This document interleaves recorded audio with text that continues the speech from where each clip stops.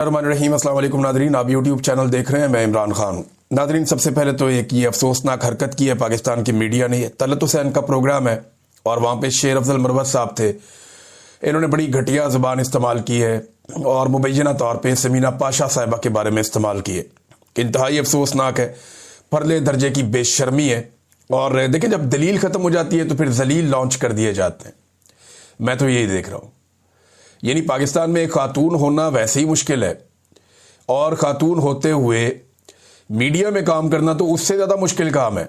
यानी ऐसा लगता है कि नामुमकिनात में से है। ख़वातीन रोज़ाना जिस सूरत हाल का सामना करती हैं वो हम सब जानते हैं। उनको हरास किया जाता है, परेशान किया जाता है। मैं क्योंकि मीडिया इंडस्ट्री में हूँ तो मैं ये चीज़ें लगातार इतने सालों से देखता चला आया हूँ। अपने तौर पे आप कोशिश कर सकते हैं, लेकिन ये इतनी बड़ी मीडिया इंडस्ट्री है और इसके अंदर इतना इस्तेहसाल किया जाता है ख़वातीन का कि आपको अंदाज़ा भी नहीं है। बाहर से सारा कुछ टिप टॉप लगता है, लेकिन इसके अंदर एक बड़ा गंद है पाकिस्तान में। लेकिन अब बदकिस्मती उससे ज़्यादा ये है कि ख़वातीन जो पहले ही बड़ी मुश्किल से काम कर रही हैं, उनमें एक खातून ने साबित किया कि वो हवा के मुखालिफ भी चल सकती है। उसने साबित किया कि वो गो विद द फ्लो नहीं होगा। यानी उन्होंने रवायत को तोड़ा। नॉर्मली ख़वातीन के खड़े हो जाने का, डट जाने का यहाँ पे कोई किसी किस्म का कॉन्सेप्ट ही नहीं है पाकिस्तान में। ख़वातीन जो है वो फ्लो के साथ जाती हैं। जो सिस्टम जा रहा है उसके साथ उन्हें काम करना पड़ेगा। ख़वातीन को कंप्रोमाइज़ करना पड़ता है पाकिस्तान में। समीना पाशा ने कंप्रोमाइज़ करने से इनकार किया, नौकरी चली गई, अकाउंट्स बंद हो गए, हर किस्म की परेशानी उनके सामने आई और अब इस किस्म के टाउट्स लॉन्च कर दिए गए हैं जो उठते हैं और उठकर जुमले कसते हैं। और वो तलत हुसैन इतनी लंबी सहाफत है भाई आपकी, आप बैठ के मजे ले रहे हैं, आप इंजॉय कर रहे हैं उसको। और ये पहली मर्तबा नहीं है तलत हुसैन के। अगर आप कुछ थंबनेल सोशल मीडिया पे गर्दिश कर रहे हैं, अगर उनको निकाल कर आप पढ़ें तो वो बड़े ज़ूबानी किस्म के हैं, बहुत अजीब किस्म के हैं। यानी इतनी लंबी सहाफत करने के बाद ऐसी बेशर्मी और ऐसी डिटाई मेरी समझ से बाहर है। कुछ अर्सा पहले एक और सहाफ़ी भी इनके प्रोग्राम में बैठ के ऐसी ज़ूबानी बातें कर रहा था। निजी जिंदगियों पर हमले करना बहुत नामुनासिब है और ये घटिया हरकतें बंद होनी चाहिए। इसकी जितनी मजम्मत की जाए उतनी कम है। पार्टियां बदलने वाली एक खातून है, वो जनाब अब उठ के उसने भी समीना पाशा साहिबा पे हमला कर दिया। तो एक्चुअली समीना पाशा साहिबा से प्रॉब्लम क्या है? और प्रॉब्लम यह है कि उन्होंने बाकी तमाम खवातीन की तरह सरेंडर करने से इनकार कर दिया। अब उनके बाद दूसरी खवातीन को भी हौसला मिलेगा कि नहीं, हम निज़ाम की मर्जी के खिलाफ चल सकते हैं, हम वो कह सकते हैं जो हम कहना चाहें, हम इख्तिलाफ राय की जुर्रत कर सकते हैं। अब बाकी खवातीन को मौका मिले, इससे पहले इनको दबा लो। तो एस्टेब्लिशमेंट के टाउट सारे इकट्ठे होकर पड़ गए और वैसे भी जूते पॉलिश कर करके इनके मुंह के जायके इतने खराब हो गए, अब ये किसी के ऊपर भी अटैक कर देते हैं अचानक से। ये इनके दिमागों पे असर हो गया है जूतों की पॉलिश की खुशबू से। इतनी इनके दिमाग के अंदर ये पॉलिश की बू चली गई है कि इन्हें अब समझ ही नहीं आ रही। इनका दिमाग काम करना बंद हो गया और माशरती जो इकदार है हमारी, उनको भी ये लोग भूल चुके हैं।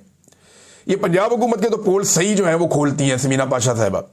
सिद्दीक जान साहब ने भी बड़ी तबाही फेरी है। ये एक ट्वीट के अंदर उन्होंने पूरी पंजाब हुकूमत का पोस्टमार्टम कर दिया, एक ट्वीट के अंदर। गौर कीजिए, यहां पे एक चीज भी गलत साबित नहीं होगी। गौर कीजिएगा, पंजाब में किसान तबाह तो मुकम्मल तौर पर तबाह है। इन्होंने हर फसल में किसान को तबाह किया, हर जगह पे किसान को टीका लगाया, बर्बाद कर दिया। और रही सही कसर जो है वो सैलाब में पूरी हो गई।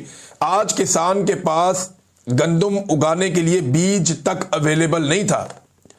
पता नहीं कैसे कैसे क्या क्या फरोख्त करके, किस तरह पैसे इकट्ठे करके हमने जब ये छोटा सा एक प्रोजेक्ट किया किसानों को बीज देने वाला, तो हमें आइडिया हुआ कि इतनी ज्यादा एप्लीकेशन आ गई कि हम परेशान हो गए थे। किसान के पास बीज लगाने के लिए मौजूद नहीं है थोड़े से पैसे अपनी फसल में, अपने खेत में। ये इन्होंने पंजाब के साथ, किसान के साथ कर दिया। टेक्सटाइल तबाह कर दी इन्होंने पाकिस्तान में, खासतौर पे पंजाब में। ताजिर तबाह कर दिए, कारोबार तबाह कर दिए, सरकारी मुलाजमीन बेरोजगार कर दिए, गरीब खुवार करके रख दिया, अदालतें खत्म हो गई हैं, बेरोजगारी अरूज पर है, गुर्बत तारीख की बुलंद तरीन सतह के ऊपर पहुंच गई है और यह पंजाब में हो रहा है। चादर और चार दीवारी का तकद्दुस पंजाब में लगातार पामाल किया जा रहा है और यह एक मामूल बन चुका है। सियासी वर्कर्स का जीना महाल हो गया है, मजहबी अफराद के लिए अलग मुश्किलात हैं, करप्शन हर तरफ पंजाब के अंदर फैली हुई है। स्कूल, अस्पताल, इन्हें प्राइवेटाइज किया जा रहा है। यानी ये करते ये हैं कि स्कूलों को और अस्पतालों को प्राइवेटाइज करते हैं वो जो लोग आते हैं वो उनको सजाते हैं, यानी जिन लोगों से पैसा वैसा लेके ये काम कर रहे हैं सारा, उनसे सजावट करवा लेते हैं और उसके बाद एक आधे स्कूल की वीडियो लगा के या तस्वीरें लगा के ये रोला डाल देते हैं कि जनाब हमने बड़ा काम कर दिया। ये प्राइवेटाइजेशन का सिलसिला जारी है। हेल्थ कार्ड जो है बंद कर दिया गया है। इनके ड्रामे और टिकटॉक भरपूर चल रहे हैं। अरबों रुपए के सरकारी इश्तेहारात ये देते जा रहे हैं और अब बड़ी स्पीड पकड़ लिया इन्होंने इश्तेहारात देने में। पहले जरा रफ्तार में जो कमी थी अभी एकदम तेज हो गई है, क्योंकि नवंबर का महीना है, इसमें इन्होंने मीडिया को बहुत खुश रखना है। सैलाबज़दा इलाकों में इन्होंने गलत सर्वे करवाए हैं। और एक और खबर, सीटीडी ने मावराए अदालत कत्लों का अंबार लगा दिया पंजाब में। शहबाज शरीफ ने अपने पूरे करियर में कुछ 700 बंदा मारा था, जाली पुलिस मुकाबलों में मरवाया था। 6 महीने में ये जो टिकटॉक हुकूमत है, इसने एक सीनियर साहब हैं अहमद फराज साहब जो हैं वो लाहौर में जर्नलिज्म करते हैं, क्राइम रिपोर्टर हैं, जंग ग्रुप से इनका ताल्लुक है। वो ये बताते हैं कि 6 महीनों में ये 500 से ज्यादा पुलिस मुकाबले हुए हैं, जिनमें 1000 से ऊपर बंदा मार दिया इन्होंने मावराए अदालत। 1000 से ऊपर बंदा मार दिया सीसीडी ने। ये मरियम नवाज साहिबा का कारनामा है और अदालत में बंदों को पेश नहीं किया जा रहा। आप अदालत में लेकर जाएं, कानून का कोई तरीकाकार होता है, कोई इंसाफ होता है, कहते नहीं बंदा मार दो, बस जस्टिफाइड है, मारी जाओ, बंदे फड़काई जाओ। अभी ये जो कत्ल है इनमें से बहुत सारे, नहीं मैं ये नहीं कह रहा कि ये बेगुनाह लोग हैं, मैं ये कह रहा हूं कि अगर ये गुनाहगार लोग हैं इनको अदालतों के अंदर पेश करें ना। जब कानून के मुताबिक सजा होगी तो दोबारा किसी की जरूरत भी नहीं होगी। लेकिन जब आप मावराए अदालत कत्ल करेंगे तो सिर्फ बदमाशी है ना। तो एक बड़ी ताकत दूसरी ताकत को कुचल रही है, हम तो ये देख रहे हैं। तो कानून की ताकत कहां पे है? कानून तो पूछ नहीं रहा। जो यहां पे लाहौर हाई कोर्ट में चीफ जस्टिस हैं वो सवाल उठाने के लिए तैयार ही नहीं है, कोई अदालत इसके ऊपर नोटिस ही नहीं लेती। तो आलिया नीलम साहिबा को इस पे सवाल उठा देना चाहिए था। वो लॉयर रही हैं, अब वो चीफ जस्टिस बनाई गई हैं लाहौर हाई कोर्ट की। उन्हें पूछना चाहिए था कि ये मावराए अदालत क्यों कत्लेआम हो रहा है पंजाब में। पूछना चाहिए था ना, इन कत्लों के रिकॉर्ड निकालें। ये दौरे हुकूमत खत्म हो जाएगा और ये सारे कत्ल मरियम नवाज के और जो सीटीडी वाले लोग हैं ना, ये याद रख ले मेरी बात, ये इनके गले पड़ने वाले हैं।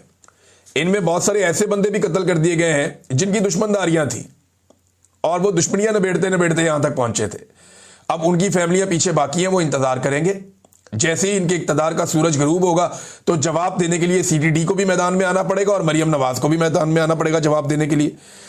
तो इस वक्त ये सूरत हाल है जनाब के कत्लों का एक अंबार लगा हुआ। और ये अफसरान अब कत्ल करते करते इतने दीदा दिलेर हो गए कि इन्होंने भत्ते और तावान वसूल करना भी शुरू कर दिए हैं। इस हवाले से भी खबरें आ रही हैं। जब आप किसी को बहुत ताकत दे देते हैं ना, एब्सोल्यूट पावर, फिर उसके नतीजे निकलते हैं। नाज़रीन, आज पंजाब बार के इलेक्शन भी चल रहे हैं। अभी जब मैं वीडियो रिकॉर्ड कर रहा हूं तो हतमी मराइल जारी है, कुछ देर में गिनती शुरू हो जाएगी और जब ये गिनती मुकम्मल होगी तो फिर हम आपको बताएंगे कि पंजाब बार के इलेक्शन में इमरान खान जीता या इमरान खान के मुखालिफिन जीते, क्योंकि 2 ही फोर्सेज रह गई हैं पाकिस्तान में, या इमरान खान है या इमरान खान के मुखालिफिन है। अब ये जो इलेक्शन है ना पंजाब बार का, इसमें कुछ जगह से कुछ इतलात आई हैं कि 2 नंबरी की गई, लेकिन हतमी चीजें हमें पता चलेंगी जब गिनती होगी और मुकम्मल रिपोर्टें आएंगी और तस्वीर और वीडियोस हमारे साथ शेयर होंगी तो हमें पता चलेगा कि इलेक्शन कैसे हुआ, इसका नतीजा क्या निकला। नाज़रीन, इमरान इस्माइल साहब की, फवाद चौधरी साहब की, ये जो इन्होंने जोर दिया, इनकी मुलाकात भी हुई, शाह महमूद कुरैशी साहब से मुलाकात हुई। इमरान इस्माइल साहब ने दावा किया कि उन्होंने जाकर अडियाला में भी मुलाकातें की कुछ लोगों से। ये लोग कहते हैं कि टेम्परेचर को नीचे लाना चाहिए, एस्टेब्लिशमेंट के साथ और हुकूमत के साथ बातचीत करना जरूरी है। फवाद चौधरी कहते हैं उनकी वफाकी वज़रा से भी बातचीत हुई है, पॉलिटिकल पार्टियों से बातचीत करनी चाहिए और वो भी चाहते हैं कि बातचीत हो। तो 2-3 चीजें हमें ज़हन में रखनी पड़ेंगी कि इनके पास इख्तियार कितना है। इमरान खान साहब ने बार बार इनके साथ मुज़ाकरात किए। जब फवाद चौधरी साहब ये मुज़ाकराती टीम का हिस्सा थे 2022 में, तो मेरी फवाद चौधरी साहब से बात हुई थी। तो तब फवाद चौधरी साहब ने कहा था कि ये बदनीयत है और इनके इख्तियार में भी कुछ नहीं है। ये मुझे अच्छी तरह याद है, मैं चकवाल में था, मैंने फवाद चौधरी साहब को फ़ोन किया तो उन्होंने कहा यार इनके साथ मुज़ाकरात तो हम कर रहे हैं इलेक्शन के लिए, ना इनके बस में कुछ है और ना इनकी नीयत ठीक है। तो इन्होंने करना कुरना कुछ नहीं है, इनको जो ऑर्डर मिलना है इन्होंने वही करना है। शहबाज शरीफ या ये हुकूमत है, ये सारे मिलकर पाकिस्तान तहरीक इंसाफ के लोगों की इमरान खान साहब से मुलाकात तक नहीं करवा सकते। तो इनके साथ मुज़ाकरात करने से हासिल क्या होगा? ये बात तो ठीक है कि इनके साथ एंगेजमेंट करनी चाहिए, बैठना चाहिए, बातचीत करनी चाहिए, लेकिन वो अपनी पावर भी तो शो करें ना, वो बताएं कि उनकी हुकूमत है। नंबर 1 तो बात ये। नंबर 2, ये महीना बड़ा क्रूशल होता है। नवंबर का महीना, नवंबर के महीने में आर्मी चीफ की एक्सटेंशन का मामला लटका हुआ होता है, तो इस महीने में सबको अंगेज करना बहुत जरूरी होता है। तो फवाद चौधरी साहब को और इमरान इस्माइल साहब को पाकिस्तान तहरीक इंसाफ के लोग इस नज़र से भी देख रहे हैं कि शायद ये महीना क्योंकि ऐसा है और मामला इस तरफ जा रहे हैं, तो शायद इसलिए अभी ये लोग मैदान में आए कि चलो थोड़ी सी एंगेजमेंट करवाई जाए इनके ज़रिए से। कुछ लोग ये इल्ज़ाम भी लगा रहे हैं कि इनकी मुलाकात जो है वो स्पॉन्सर्ड थी, खुद करवाई गई है। फिर जो ट्वीट इन्होंने किए वो एक जैसे थे, मिलते जुलते थे। अब कुछ चीज़ों के दावे जो हैं वो फवाद चौधरी साहब का एक ट्वीट मैं आपको पढ़ के सुनाता हूं, उन्होंने क्या फरमाया। फवाद चौधरी साहब ये कहते हैं कि इमरान खान को अडियाला जेल में कहा कि आपकी जेल ने 40-50 मिलियन डॉलर की मईशत पैदा कर दी है। अब जो लोग आपकी कैद को रोज बेच रहे हैं और पैसे बना रहे हैं, ये आपको बाहर नहीं देखना चाहते। इमरान खान हंस पड़े और कहा कि सही कह रहे हो, मैं देखता हूं जब भी इमरान खान की रिहाई के लिए कोशिश होती है, ये तबका खारिजदा कुत्ते की तरह रद्द-ए-अमल देता है। फौज के इतने मुखालिफ हैं तो अफगानिस्तान चले जाएं, जंग का शौक पूरा कर लें। इमरान खान की रिहाई के लिए नून लीग, पीपल्स पार्टी और एस्टेब्लिशमेंट समेत तमाम पाकिस्तानी कुव्वतों से बातचीत करना जरूरी है और हम ये करेंगे। इमरान खान रिहा हों और अपने फैसले खुद करें। इमरान खान साहब बाहर आ जाएं तो फिर तो मसला ही हल हो जाता है ना। वो ज्यादा बेहतर जानते होंगे उनकी पार्टी कैसे चलानी है, किसको आगे करना है, किसको पीछे करना है। लेकिन फवाद चौधरी साहब चले मान लें कि अगर नेक नीयत से भी काम कर रहे हैं, तो फिर भी इनके खिलाफ जो पीटीआई के लोग इनके खिलाफ हैं, उनका ये कहना है कि ये मुश्किल वक्त में इमरान खान को छोड़ गए थे। लेकिन इसके बावजूद फवाद चौधरी का ये कहना कि हम अपने तौर पे कोशिश करेंगे, ये एक अलग बात है। लेकिन इस वक्त अचानक से बहुत ज्यादा एक्टिव हुए हैं फवाद चौधरी साहब, इमरान इस्माइल साहब और दीगर लोग भी। इन्होंने टीवी चैनल्स को इंटरव्यू भी दिए हैं और सोशल मीडिया पे बयानात भी जारी किए हैं और सख्त बयानात जारी किए हैं। तो देखते हैं कि ये इमरान खान साहब के लिए कोई रिलीफ ले सकते हैं या नहीं ले सकते, और अगर ये कोई एफर्ट हो रही है तो इसमें पाकिस्तान तहरीक इंसाफ अपने आप को शामिल करती है या अपने आप को इससे बाहर रखती है। और अगर इमरान खान साहब के पास कोई जाता है और उन्हें बताता है कि ये लोग इस तरह की बातें कर रहे हैं, तो इमरान खान साहब का इसके ऊपर रद्द अमल किस तरह का आता है, ये नाजरीन बहुत जरूरी है। एक और खबर है, ये भी बड़ी दिलचस्प खबर है। खबर यह है कि जो बैरून मुल्क जा रहे हैं पाकिस्तान से, उन लोगों को रोक रोक के एयरपोर्ट पे ये कहा जा रहा है कि जनाब आप बाहर जाके गायब हो जाएंगे। उनके पास वीजा भी होता है, पासपोर्ट भी होता है, प्रोटेक्टर भी है, प्रॉपर डॉक्यूमेंट हैं, वो बाहर जा रहे हैं मेहनत मजदूरी के लिए, उनको रोक लिया जाता है एयरपोर्ट पे और कहा जाता है जनाब अब नौजवानों को बाहर जाने से रोका जा रहा है। और एफआईए रोक रही है ये कहते हुए कि जनाब आप बाहर जाके गायब हो जाएंगे। पाकिस्तान में बंदे गायब हो जाते हैं, पता नहीं चलता किधर गए, जबरी तौर पे गुमशुदा, ढूंढ ढूंढ के घर वाले थक जाते हैं। तो बाहर जाके बंदे गायब हो जाएंगे, ये क्या मतलब है? उनकी फैमिली से तो उनका राब्ता होता ही है। देखिए कुछ अर्सा पहले हमने जब ये आवाज उठाई कि बहुत ज्यादा ब्रेन ड्रेन हो रहा है पाकिस्तान से, नौजवान पाकिस्तान को छोड़ छोड़ के भाग रहे हैं और वर्ल्ड रिकॉर्ड लगा दिया पाकिस्तान ने। पाकिस्तान से ज्यादा दुनिया के किसी मुल्क के लोग अपने मुल्क को छोड़कर नहीं भागे। जहां जंगें लगी हुई है ना, वहां से भी लोग ऐसे नहीं भागे जैसे पाकिस्तान को छोड़ छोड़कर पाकिस्तानी गए अपना सरमाया लेकर, अपना हुनर लेकर। आर्मी चीफ ने इसको कहा कुछ अर्सा पहले ब्रेन गेन है। ये हम कह रहे थे ब्रेन ड्रेन है, आर्मी चीफ ने कहा नहीं ये ब्रेन गेन है। और अब उसी ब्रेन गेन को रोकने के लिए एफआईए को मुतहरिक कर दिया। तो किसी एक पास से टिक भी जाओ, किसी एक तरफ रुक भी जाएं आप लोग, क्योंकि कभी एक बयानिया कभी दूसरा बयानिया, ऐसे तो मुल्क नहीं चलता। और मुल्क चलाने के लिए आप कर्जे पे कर्जा लेते जा रहे हैं। ये एक और रिपोर्ट है नाजरीन मेरे पास, और ये कर्जे के हवाले से रिपोर्ट है। ये रिपोर्ट बता रही है कि गुज़िश्ता एक साल में 10,000 अरब का हुकूमत ने अपने लिए कर्जा लिया है। यानी हुकूमती कर्जे में 10,000 अरब का इजाफा हुआ एक साल में। यानी हर महीने लगभग 900 अरब रुपया लिया गया। 900 अरब रुपया हर महीने लिया गया। मैं ये जो 10,000 अरब है ना, इसमें से ज्यादा नहीं पूछता, 20% मुझे हुकूमत बता दे कि उन्होंने अवाम पे कहां खर्च किया। अगर 10,000 अरब रुपया कर्जा लिया है, वो कहीं नजर आएगा ना अवाम पे खर्च होता होगा, जनाब ये चीज हमने बना दी, ये चीज हमने बना दी, इससे अवाम को फायदा हो गया, ये वाला मनसूबा हमने किया, इससे अवाम को फायदा हो गया, ये वाली चीज हमने ये की, ये देखें ये प्रोजेक्ट आपको नजर आ रहा है। टके का काम इन्होंने नहीं किया। 10,000 अरब रुपया कहां गया, इसका जवाब आपको कोई नहीं देगा। आप 20-25 हजार अरब का जवाब मांग लेंगे जनाब, वो आप यानी 10,000 अरब है ना, उससे आप 2-2.5 अरब का आप हिसाब मांग लें, यानी 2500 अरब का आप हिसाब मांग लेंगे जनाब, ये आप हमें बता दें कि ये पैसा किधर है। 10,000 अरब तो बहुत दूर की बात। ये उसका भी हिसाब नहीं दे पाएंगे। और जब आप इनसे जवाब मांगेंगे तो ये आपके ऊपर अटैक करेंगे, आपके ऊपर हमला करेंगे। बजाय जवाब देने के ये आपके ऊपर गद्दारी के और बगावत के मुकदमे बनाएंगे।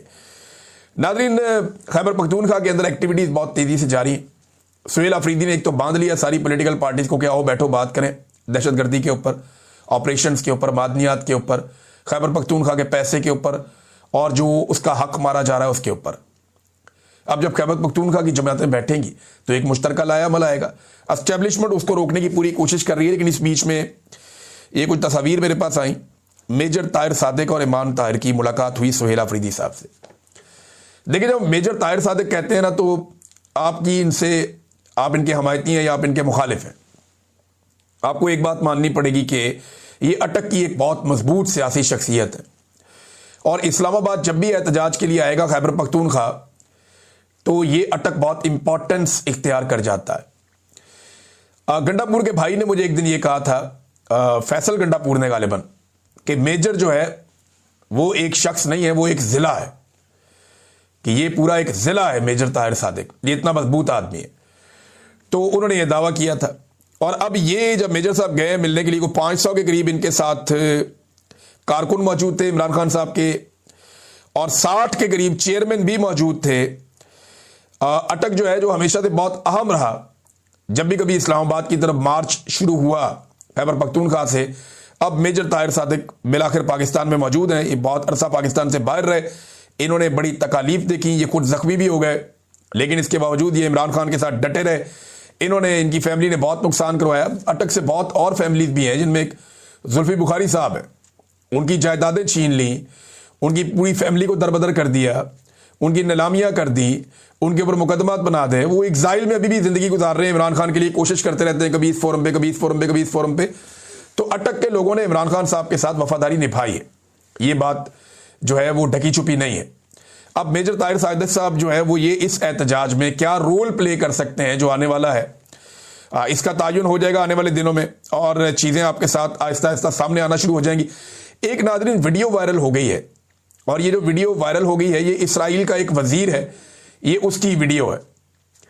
ये इसने खुद अपने अकाउंट से शेयर की वीडियो, और ये जो वजीर है इसका नाम है बिन गवेर। ये बड़ा सख्त गिर किस्म का आदमी है, दाएं बाजू का इसराइल का बंदा है, और इसने एक वीडियो पैगाम जारी किया जिसमें इंसानी हकूक की धज्जियां इसने उड़ाई हैं और एक मकरूह चेहरा दिखाया अपना। अब यहां पे बहुत सारे लोग हैं जो जमीन पे लेटे हुए हैं, उनके हाथ पीछे बंधे हुए हैं और उन्हें जमीन पर उल्टा लटाया हुआ है। वहां खड़े होकर वो ये कह रहा है कि इनको सजाए मौत दी जाए, ये फलस्तीनी है और ये हमें कत्ल करने के लिए आए थे और इनको जल्द अज जल्द सजाए मौत दी जाए, ऐसा ना किया गया तो फिर मैं मुखालफत करूंगा नेतन्याहू की। और एक तफसीली वीडियो पैगाम भी जारी किया जिसमें कहा कि इसराइल की जानिब से हमास के रहनुमाओं को हलाक करने के बाद तंजीम ने गमाल बनाए गए इसराइलियों को तशद्दुद का निशाना बनाया। इसराइली वजीर बिन गवीर ने फलस्तीनी कैदियों पर सख्त पाबंदियों और जेलों में खौफ की फिजा पैदा करने को अपनी कामयाबी करार देते हुए कहा कि मैं जेलों में इनकलाब पर फख्र करता हूं। अब वो तफरीही कैंप नहीं बल्कि